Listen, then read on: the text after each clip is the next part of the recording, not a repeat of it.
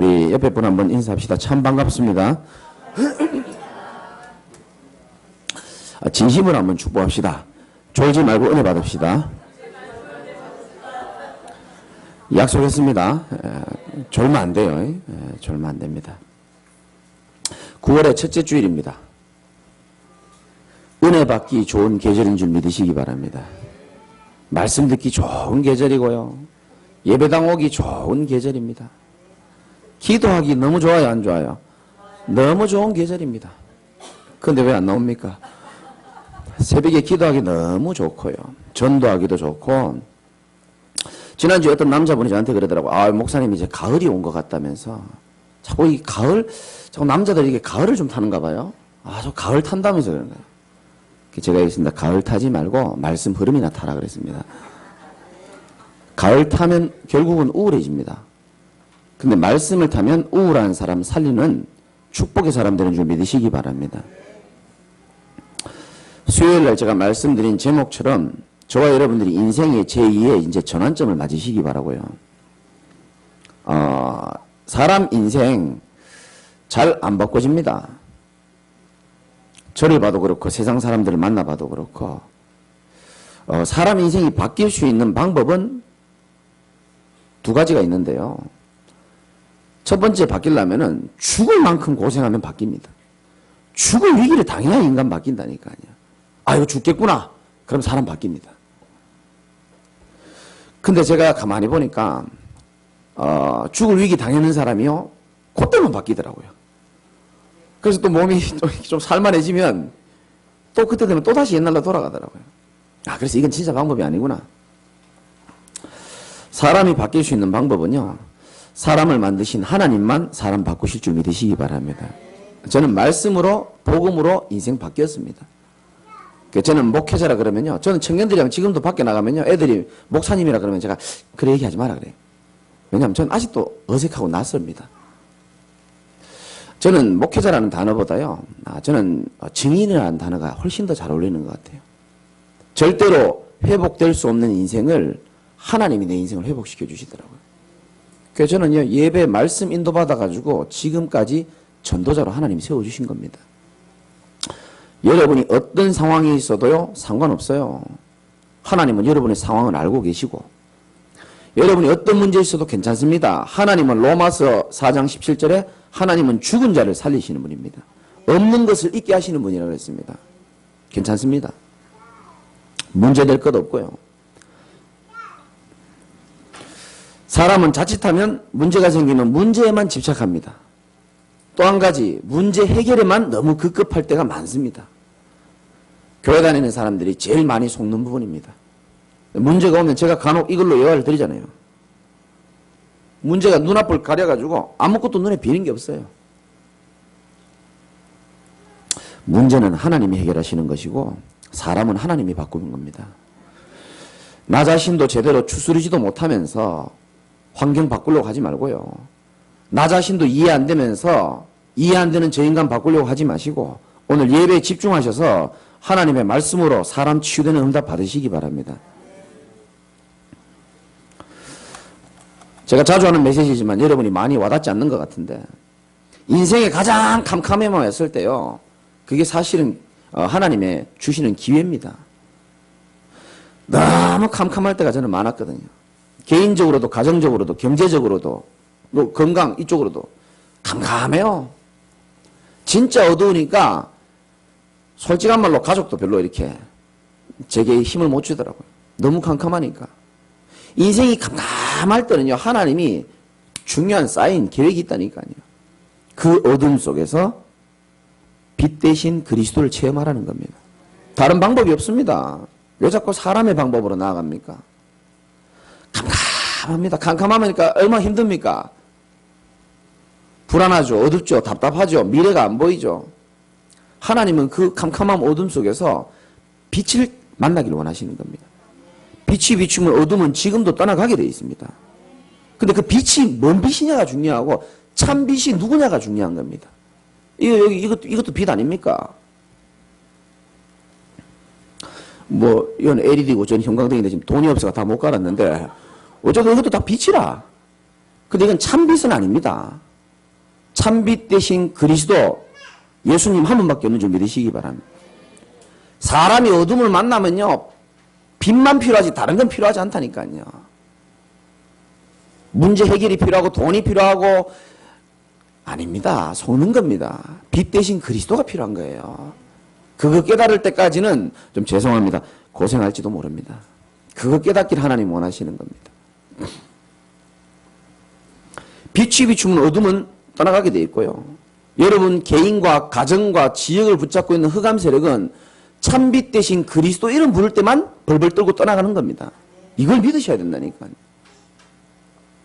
우리 금요일마다 우리 지금 분위기 좋잖아요. 전도학교 하면서 구원의 길 메시지 하는데 요즘 앉아 계신 세 가족이 저한테 얘기했습니다. 목사님 설교 다 들으면 다 좋은데 이상하게 구원의 길 메시지 할 때는 너무 괴롭다는 거예요. 이해 갑니까? 이 말이. 제일 쉬운 메시지고 인생에 제일 필요한 메시지 아닙니까? 근데 그거 할 때 막 얘기하더라고요. 식은땀이 난다는 거예요. 그게 뭐 식은땀 날 일입니까? 귀신이 식은땀 나는 겁니다. 그를 붙잡고 있는 흑암이요. 놓기 싫은 겁니다. 근데 빛을 자꾸 비추니까 어둠이 떠나가기가 싫은 겁니다.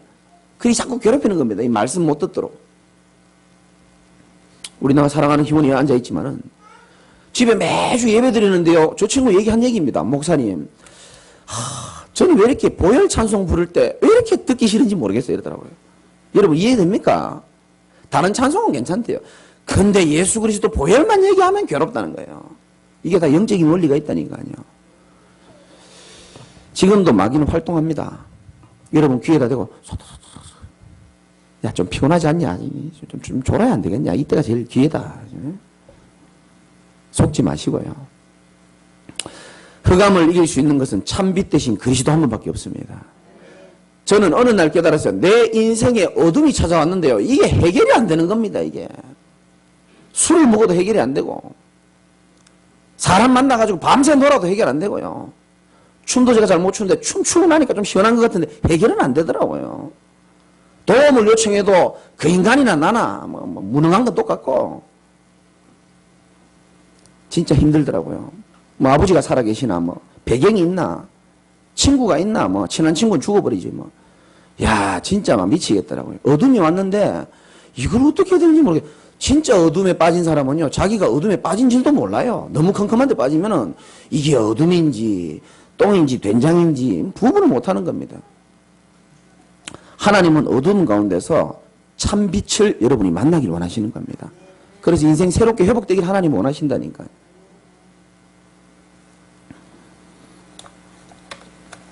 은혜의 자리에 여러분 소중히 생각하시고 제가 지난주에 말씀드렸죠. 큰 능력이 없어도 응답받을 수 있는 길, 많은 문제가 있어도 회복할 수 있는 길이 있다니까요.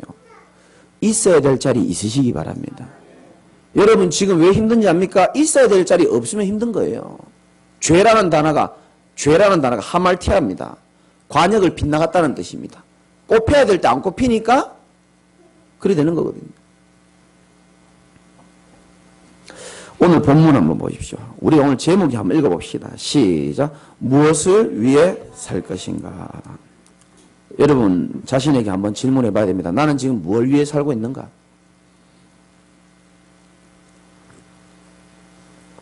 생각보다 많은 사람들이요. 인생 아무 생각 없이 사는 사람 많아요. 지가 무엇을 위해서 사는 줄도 몰라요. 근데 저도 그랬거든요. 그 이해가 됩니다. 왜냐?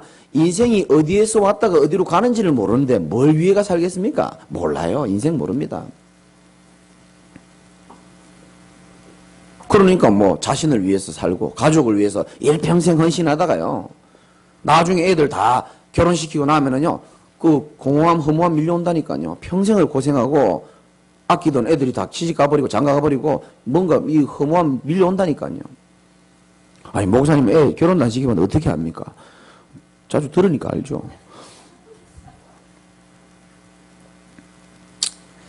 인간은요 별 수 없습니다. 하나님을 빼고 인생을 논하는 자체가 어리석은 겁니다. 인간 만드신 분이 하나님 아닙니까? 인간의 절대 행복은 하나님께만 있습니다. 인간은요 하나님 형상대로 지음받은 영적 존재 아닙니까? 그래서 개돼지처럼 밥만 잘 먹는다고 잠 잘 잔다고 평안한 존재가 절대 아니에요. 하나님이랑 함께 있을 때만 안식이 오는 겁니다. 하나님과 함께 있을 때만 안전하고 행복이 있다니까요. 근데 하나님 뭐 필요 없다는 겁니다. 지금 세상에 좋은 거 많잖아요. 스마트폰 한 개에 모든 게 다 들어있고 세상 나가보십시오. 음란문화, 타락문화, 인간 실패시킬 수 있는 모든 세팅이요. 다 돼 있습니다. 도시마다 나라마다 다 돼 있습니다. 여러분 경제 형편에 따라서요. 시스템 쫙 다 돼 있습니다. 근데 그걸 모르죠. 그 배후에 흑암 세력이요. 이 문화라는 걸 가지고 사람들을 계속 하나님 만나지 못하도록 딱 잡고 있다니까요. 저는 오늘 제목을 가만히 묵상하면서 한 두 가지 말씀드릴 건데, 첫 번째는 우리가 무엇을 위해 살아야 될 것이냐. 아무리 생각해도 여러분이 아멘을 안 해도 저는 이걸 위해서 살아야 된다고 생각합니다. 첫 번째는 뭐냐. 잃어버린 복음을 회복하는 일을 위해 살아가시는 여러분 되시기 바랍니다. 잃어버린 복음 회복하는 일을 위해서 우리가 사는 거예요. 17절 우리 같이 한번 읽어볼까요? 시작. 예수께서 길에 나가실새 한 사람이 달려와서 꿇어앉아 묻자오되 선한 선생님이여 내가 무엇을 하여야 영생을 얻으리까. 자, 이게 중요한 말입니다. 한 사람이라 그랬는데 마태복음 19장 20절, 누가복음 18장 18절에 보면 이 사람이 굉장히 젊은 청년이라 그럽니다. 젊은 사람이래요. 그리고 어마어마하게 큰 부자입니다. 자, 많은 돈을 가지고 부유하지만은 뭔가 영적으로는 이게 고민이 되는 겁니다. 사후 세계에 대한 고민도 생기고 영적인 거에 대한 고민이 생기는 겁니다. 어떻게 하면 영원히 살 수 있을까? 고민이 생긴 겁니다. 그래서 예수님 앞에 달려와가지고요. 돈 많은 사람은 이렇게 안 하잖아요. 꿇어 앉아가지고 탁 물어봅니다. 선한 선생님이요. 내가 뭘 해야 영생 얻겠습니까? 저는 이 본문 보면서 여러분도 그런 생각 드는지 모르겠지만 과거에 그 세상 떠났던 삼성 창시자 고 이병철 씨가 생각나더라고요. 그분 뭐 다 가졌잖아요. 근데 죽기 전에 인생에 대한 영적인 질문 몇 가지 했다고요? 24가지 남기고 왔습니다. 저는 그 질문들 다 읽어봤거든요. 근데 안타까운 것은 그 질문을 갖다가 누구한테 했느냐? 저 신부한테 질문을 던진 겁니다. 종교란 무엇이고 왜 인간에게 종교가 필요합니까? 이 질문 하나씩 던진 겁니다.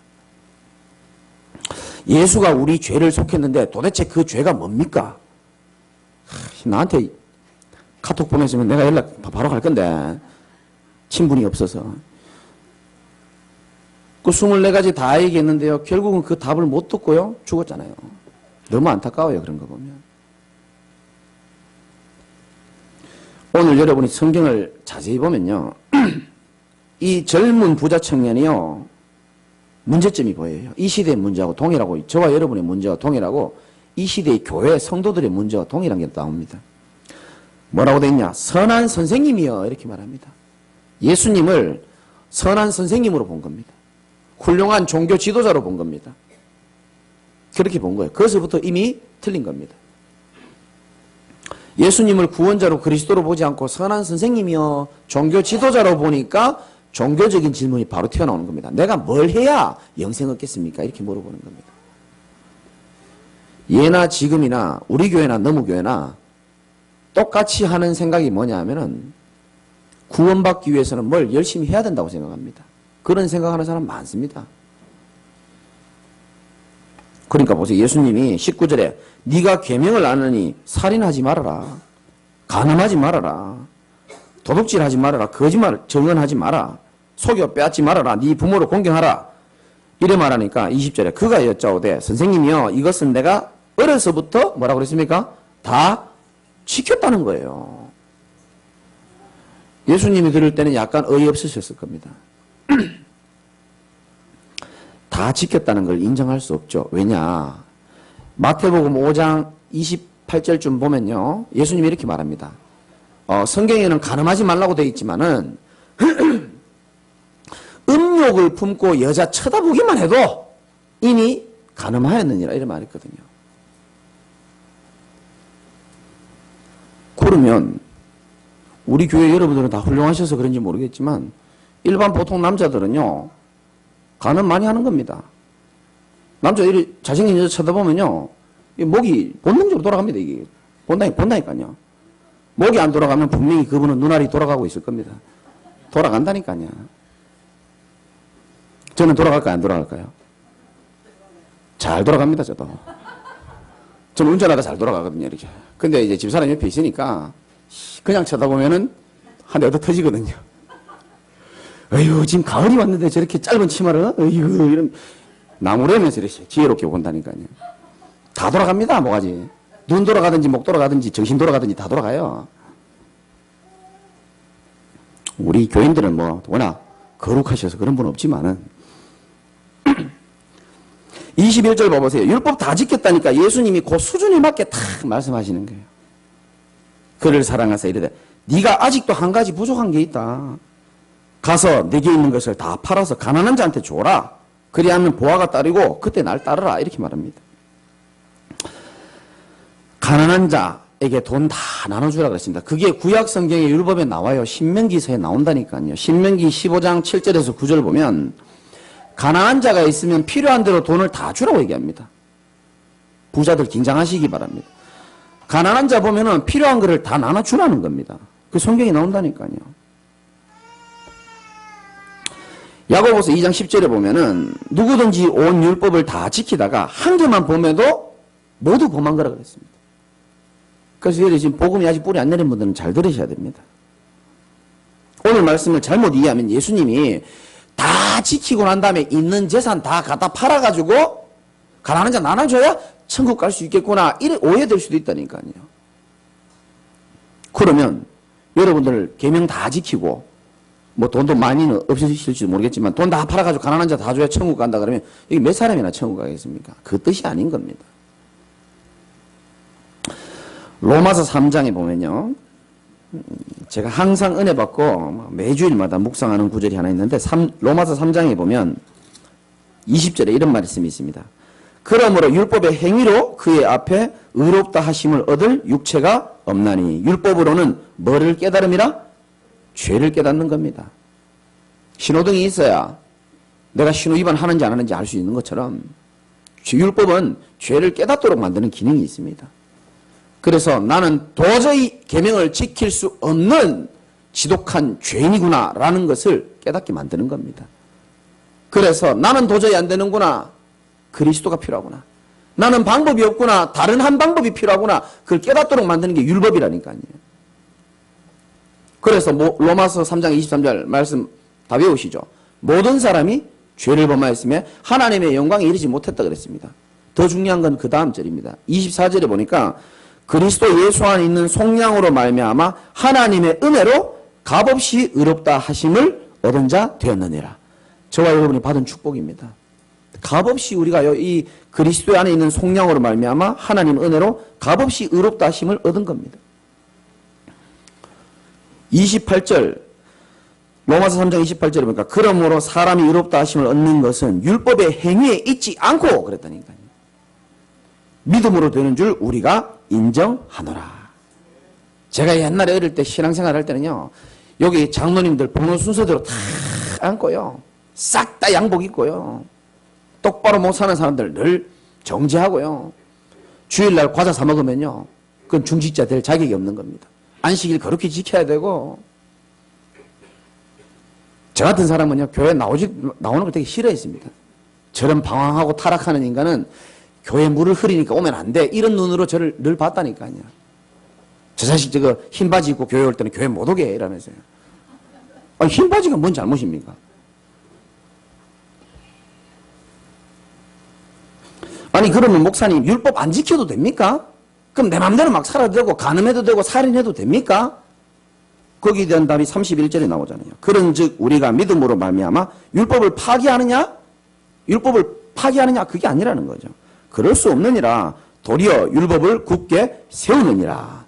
이 말이 여러분 이해되시고 믿으시기 바랍니다.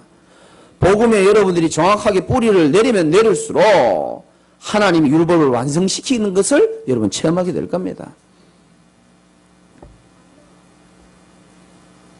그러니까 다시 본문으로 돌아와서 이 청년이요. 내가 무엇을 해야 영생을 얻습니까? 이렇게 물어봤습니다. 무엇을 해야가 아니고 어떤 인간의 의, 인간의 열심이나 선행이나 노력이나 봉사나 모든 것들을 통해서 구원받을 수 있는 게 아닌 겁니다. 인간의 의는 더러운 옷과 같다 그랬습니다. 인간이 막 종교를 가지고 하나님을 찾습니다. 종교는요, 인간의 힘으로 하나님을 찾아보겠다는 겁니다. 인간의 힘으로 하나님을 찾아보겠다는 겁니다. 선행은요, 좋은 것이지만 인간의 열심으로 하나님 만나보겠다는 겁니다. 과학은 인간의 노력으로 하나님 만나보겠다는 거고, 철학은 인간의 지혜로 하나님 만나보겠다는 겁니다. 인간으로부터 출발하는 모든 것은 좋은 거 많아요. 그러나 구원은 얻지 못합니다. 왜냐하면은 우리 인간의 문제는요, 다른 문제가 아니에요. 빚이 많은 게 문제가 아니고요, 게으른 게 문제가 아니고요, 술 중독이 문제가 아니라니까요. 인간의 근본 문제는 하나님을 떠나서 죄 가운데 빠져가지고 사단에게 잡힌 문제입니다. 이걸 해결할 수 있어야 되는데, 종교나 인간의 의는 좋은 것이지만 이거 해결을 못한다니까요. 그래서 이거는 사람의 힘으로는 못 빠져나온다니까요, 여기서. 그래서 하나님이신 그분이 육신의 몸을 입고 인간 구원하기 위하여 이 땅에 보내신 겁니다.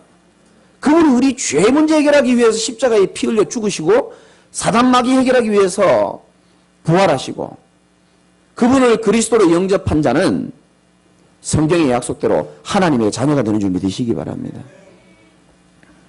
그래서 에베소서 2장 8절에 너희는 그 은혜로 인하여, 나의 의가 아니라니까요, 너희는 그 은혜로 인하여 믿음으로 말미암아, 수단이죠. 구원을 얻었으니 이것이 너희에게서 난 것이 아니고 하나님의 뭐라?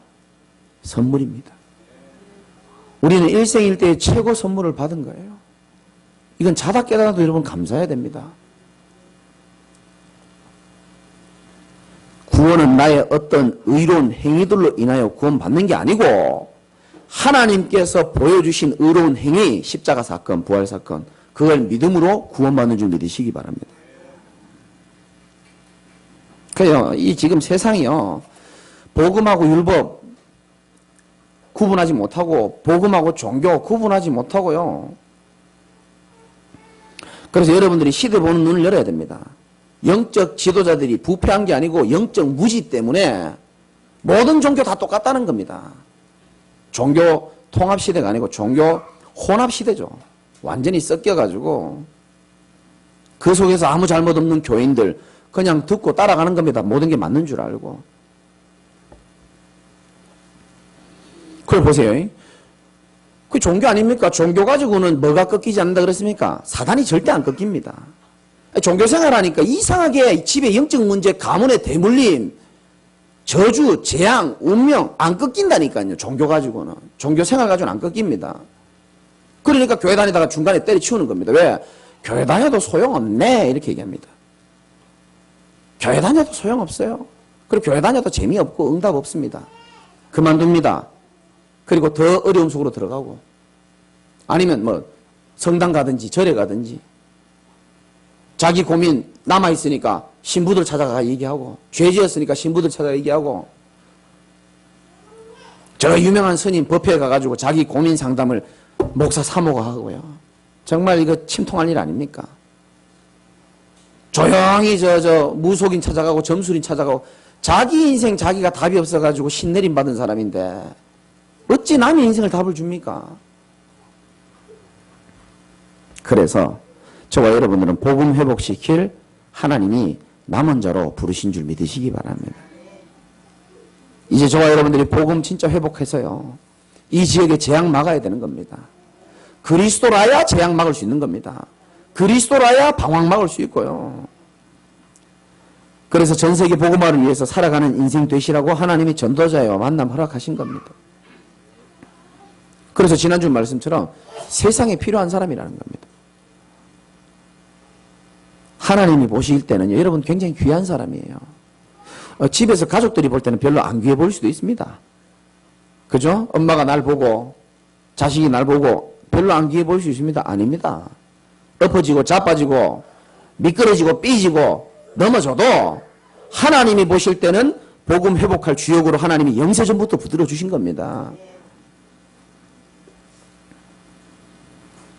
두 번째는 모든 것 이제 버리고 그리스도와 복음을 위하여 살아가기를 하나님 원하시는 겁니다. 이게 두 번째입니다.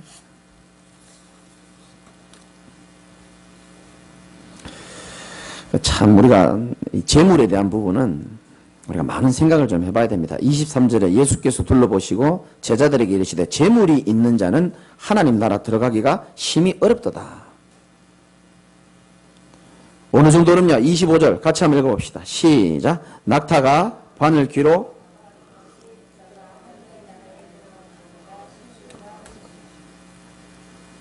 낙타가 바늘 구멍으로 어떻게 들어갑니까? 근데 부자가 천국 가는 것보다 더 그게 쉽다는 거예요. 낙타가 바늘 구멍 들어가는 게 더 쉽대요. 부자가 천국 가는 것보다. 그래서 이병철 씨가 이걸 물어본 겁니다. 그 사람 똑똑하더라고요. 제가 보니까 질문해 넣어 보니까. 아니 그러면 나 같은 부자는 악인이란 말인가? 물어봤다니까요. 그 답을 내가 해줬어야 되는데. 돈 많은 게 뭔 악인입니까? 아브라함, 이삭, 야곱, 요셉 다 돈 많았어요. 거부였습니다. 돈 많이 버시기 바랍니다. 아니 뭐 적게 벌랍니까? 왜 아멘 안 합니까? 그게 돈 많은 게 저주가 아니고 돈 많아서 지옥 가고 그게 아니잖아요. 지금 그 얘기하는 게 아닙니다. 이 시대랑 좀 연결해서요. 이 시대는 예수 그리스도를 믿어버리면 재산도 몰수될 수도 있고 부모님도 헤어질 수 있고 여러 가지 어려운 상황이 많습니다. 그러니까 이 재물을 가지고 있으면 예수 믿기가 참 갈등 생깁니다.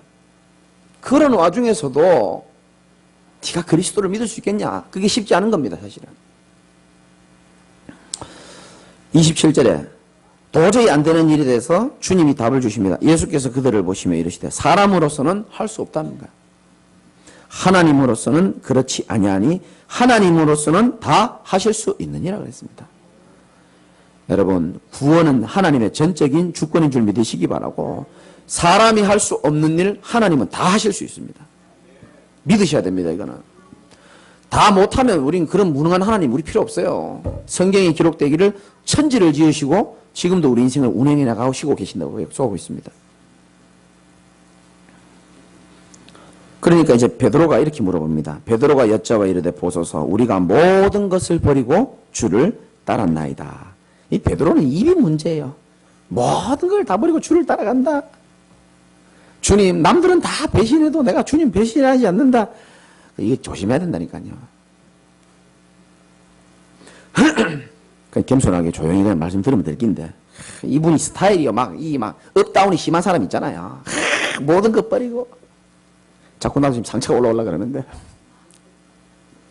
목사님 죽을 때까지 내가 목사님을 위하여 어디 갔는지 모르겠어 지금. 연락도 안 됩니다 지금. 그분이 유튜브로 보든지 말든지 돌아와라 돌아오면 또 받아줄게. 어떤 분 그러더라고. 또 한 분은 목사님이 아프리카를 가지 않는 이상 내가 목사님을 위해서 죽을 때까지 지금 연락도 안 됩니다 지금. 베드로 보십시오. 이 업다운이 심한 사람들 이게 무섭다니까요. 그래서 제가 수요일날도 말씀드렸죠. 난 여러분 참 사랑하는 게 목사님이랑 영원이라고 말하는 사람 아무도 없어 이 자리에.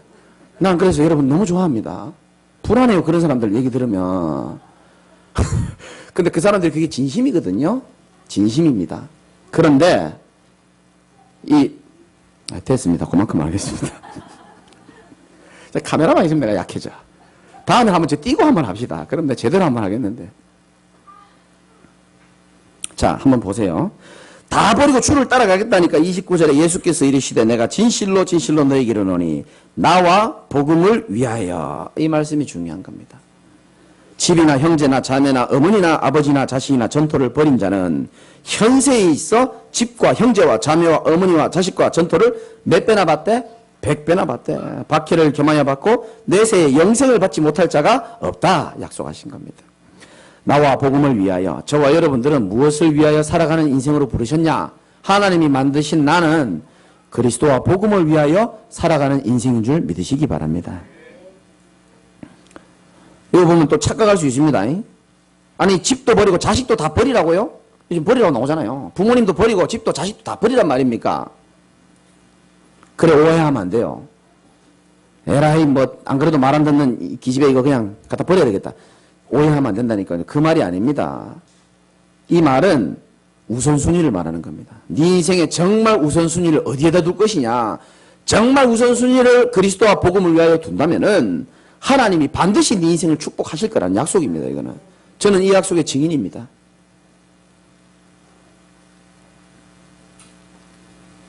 그리스도 때문에 때로는 이게 원어로 보면 원어가 더 정확하거든요. 나와 복음을 위하여라고 안 돼 있고 나와 나 때문에 복음 때문에 손해받는 사람 이런 뜻이 있습니다. 우리가 때로는 그리스도 때문에 핍박받을 때도 있고요. 맞잖아요. 때로는 자존심 상할 때도 있고 때로는 어려울 때 많습니다. 그렇지만 하나님은 모든 걸 다 채워주시겠다고 약속하시는 겁니다. 저도 원래 경상도 사는 사람들이 밖으로 나가기가 좀 어렵습니다. 성격상, 특징상 보수고요. 지키고요. 장점이 많은 동네 아닙니까? 근데 나가기 어렵습니다. 저도 떠나지를 못하겠더라고요. 왜냐? 저희 어머니 내가 떠난다? 난 상상하기 어려운 일이거든요. 우리 엄마가 나를 어떻게 키웠는데. 우리 집사람 들으면 서운할지 모르겠지만 나 우리 어머니 참 사랑하거든요.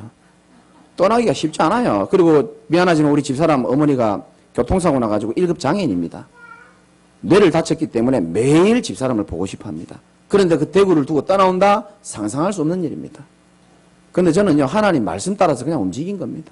다른 건 그 다음인 겁니다. 사랑하지만 그리스도가 최고인 줄 믿으시기 바랍니다. 우리 인생이 이렇게 나가는 겁니다. 부모님 다 두고 왔지만 제게 이렇게 새로운 부모님들, 우리 한 집사님, 공원사님 다 부모님 같아요, 진짜. 나이도 비슷하시고. 우리 여기 난 다 가족이라고 생각합니다. 새로운 가족을 다 만난 겁니다. 왜, 매원이 누나도 있고. 저기, 은미 누나도 있고. 다 가족이라, 이게 완전. 나는 이제 이낙이 보면 내 동생 같거든요, 진짜로. 새로운 가족을 하나님 다 보내신 겁니다. 다 채워주시더라고요. 아론과 훌 같은 보호자 있지. 얼마나 귀합니까? 난 너무 행복한 것 같아. 복 받은 것 같아. 근데 뭘 제가 대단히 한 거 아무것도 없어요. 다 하나님의 은혜라. 은혜인데 그 수단이 뭐냐? 내가 부족하지만 그리스도께 조금 방향 맞추고 살아야 되겠다. 손톱만큼 있었거든요. 여러분, 하나님은 우리의 것을 빼앗아가는 분이 아닙니다. 하나님이 뭐가 아쉽겠습니까? 결단하면 하나님이 더 퍼부어주겠다는 겁니다. 물질뿐만 아니고 중요한 선택 전부 다 너희가 주를 위해서 하고 복음 가진 교회를 위해서 하고 전도자를 위해서 한다면 하나님은 100배로 갚아주시는 분입니다. 정말입니다. 그거 다 제가 간증하려면은 여러분 배고파서 안 됩니다. 정말입니다. 이거는. 하나님은 우리에게 더 주고 싶어 하시는 분입니다. 31절 우리 구신자들은 별로 안 좋아하는 말씀이고 새가족들은 언약으로 붙잡아야 될 말씀입니다. 읽어봅시다. 시작. 그러나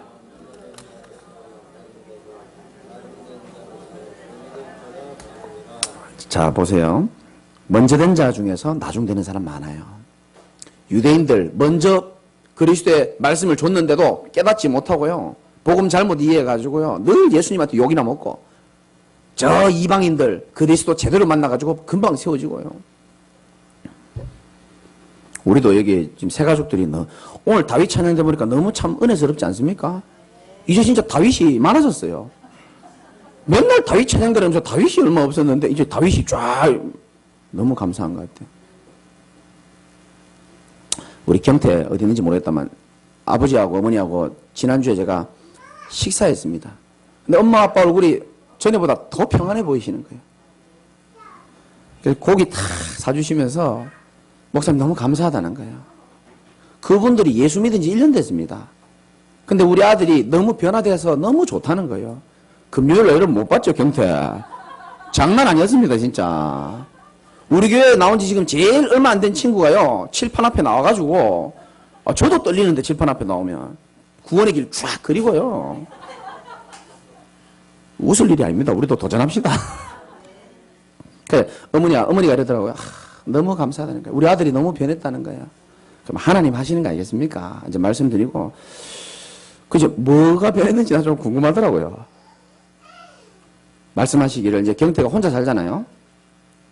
늘 서울에 올라오면 집에 가보면 혼자 사는 남자 집이 뭐 그렇고 그렇잖아요. 냉장고 열어보면은 항상 소주가 가지런히 이렇게 있었는데 인자는 냉장고 열어보면 소주가 없다는 거예요. 할렐루야. 소주가 없대요. 그건 내가 경태야 숨겼냐 내가.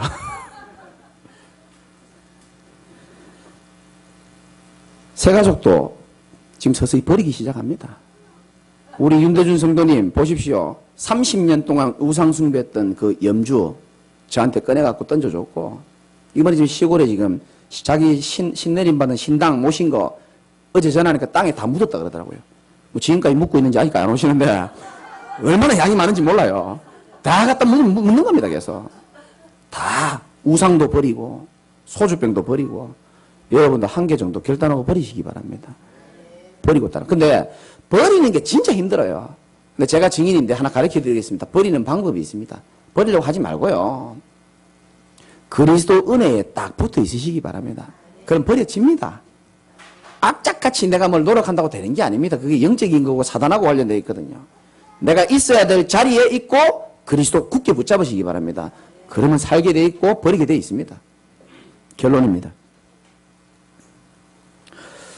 우리의 인생의 목적이 어디 있습니까?